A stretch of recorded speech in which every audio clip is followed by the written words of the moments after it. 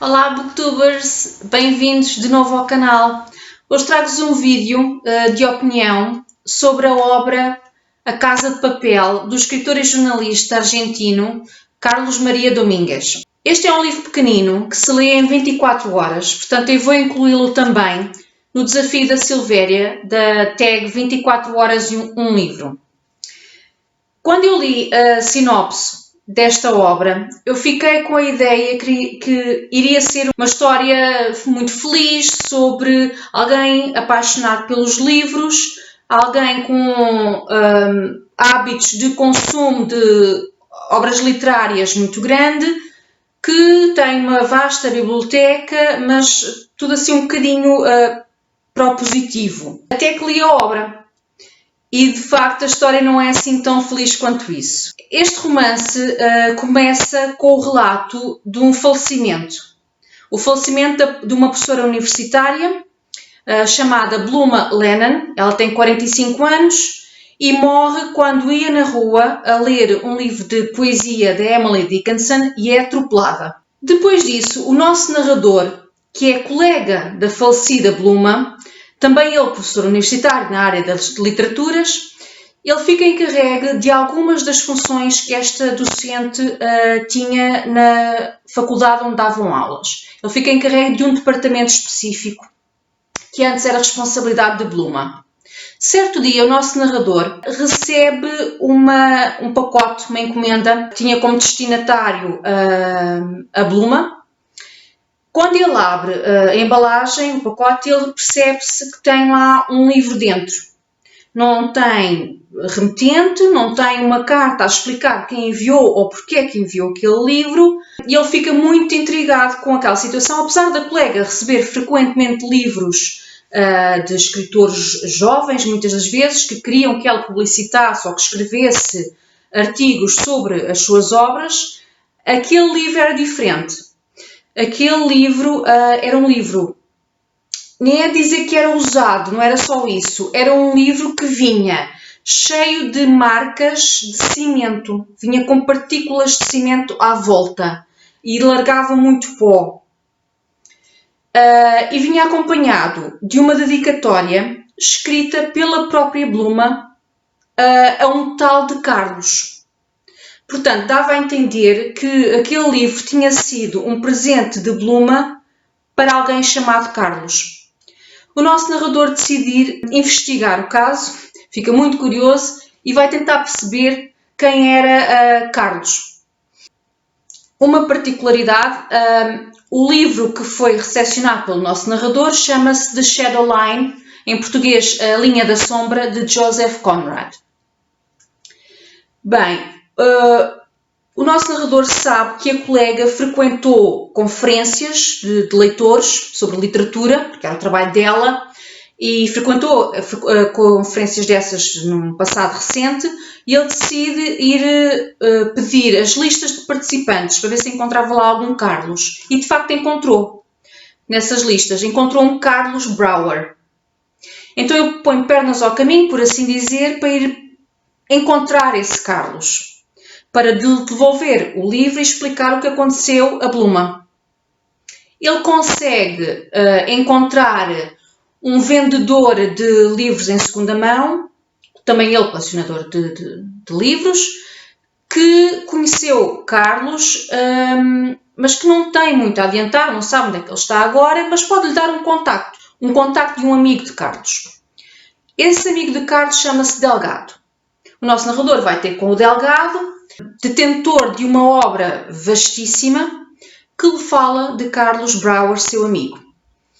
Ele diz que Carlos tem, de facto, uma paixão imensa por livros. Ele adquire livros há anos de forma obsessiva, massiva. Ele tinha livros em sua casa, em todas as divisões, incluindo na casa de banho.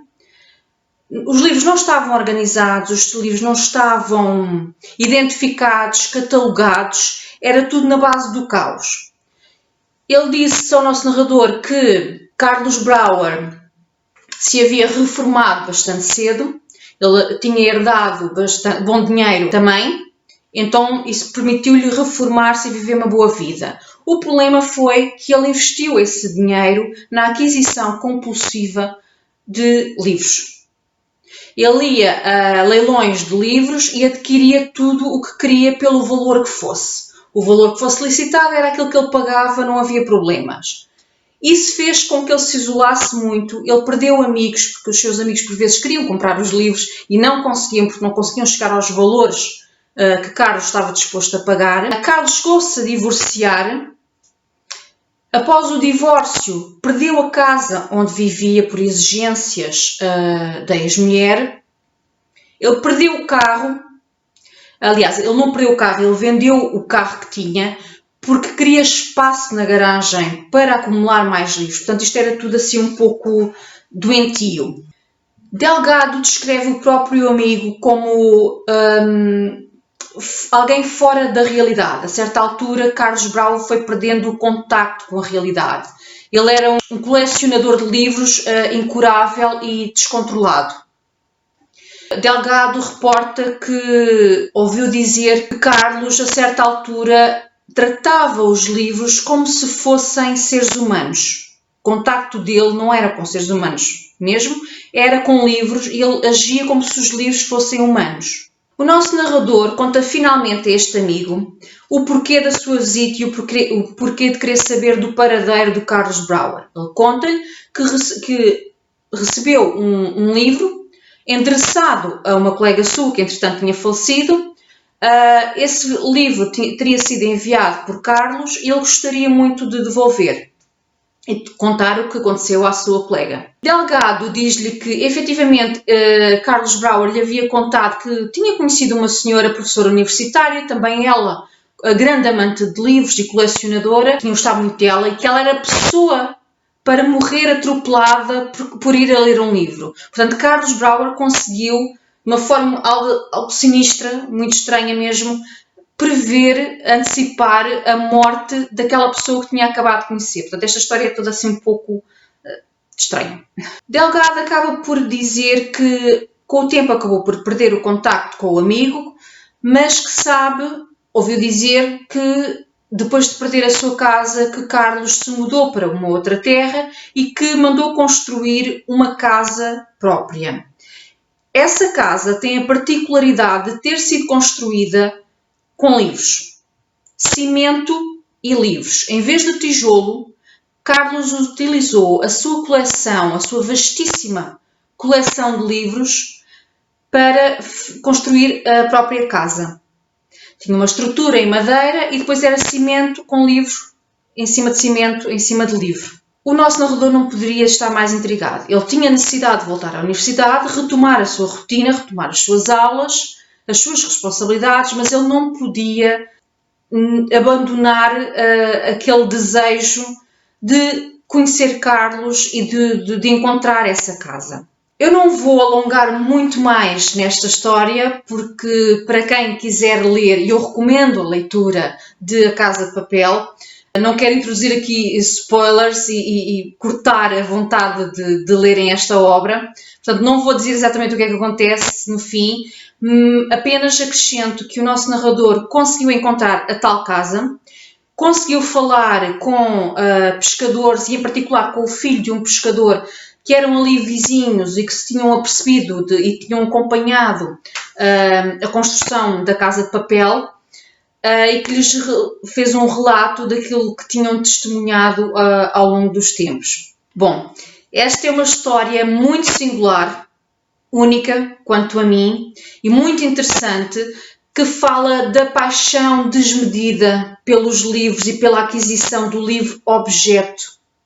Não tanto para ler, mas colecionar e ter exemplares aos milhares, aos largos milhares, por todo lado, sem controlo. Eu dei 4 estrelas a esta obra. Surpreendeu-me, não sei se foi pela positiva, se foi pela negativa, simplesmente surpreendeu-me porque estava a contar com uma história completamente diferente. Gostei do que li, é uma história muito peculiar, foi uma leitura que foi um prazer. Por hoje é tudo, fica a minha recomendação de leitura. Se gostaram, digam-me alguma coisa nos comentários, se já leram ou pensam ler. Deixem o vosso like e subscrevam o canal que eu prometo voltar em breve. Até lá!